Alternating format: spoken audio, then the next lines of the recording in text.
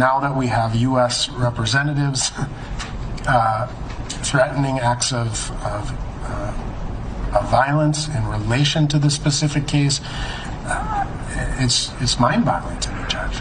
Well, I'll give you that Congresswoman Waters may have given you something on appeal that may result in this whole trial being overturned. I'm aware that Congresswoman Waters was talking specifically about this trial and about the unacceptability of anything less than a murder conviction. This goes back to what I've been saying from the beginning. I wish elected officials would stop talking about this case, especially in a manner that is disrespectful to the rule of law and to the judicial branch and our function.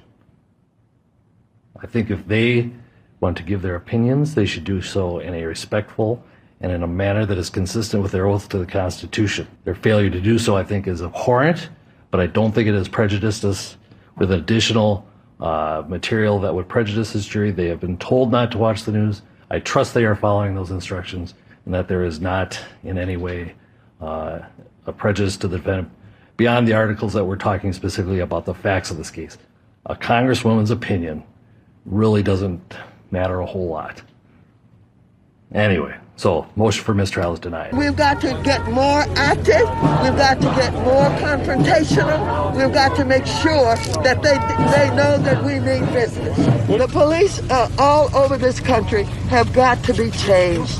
Policing has got to be changed. We've got to redefine what policing is all about. We've got to reimagine how we can deal with the problems of our society without young people and people of color in particular getting killed by police that we pay to protect and serve us. If you see anybody from that cabinet in a restaurant, in a department store, at a gasoline station, you get out and you create a crowd.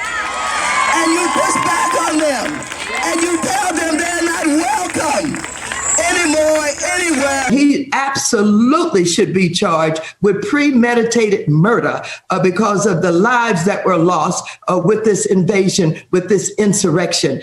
And so, yes, we are threatened, but we can't back up. We've got to fight as hard as we can to see to it that there's some justice. He is capable of starting a civil war. He must be impeached. He must be stopped now. This corruption poisoned the minds of his supporters, inciting them to willingly join with white supremacists, neo-Nazis, and paramilitary extremists in a siege of the United States Capitol building, the very seat of American democracy.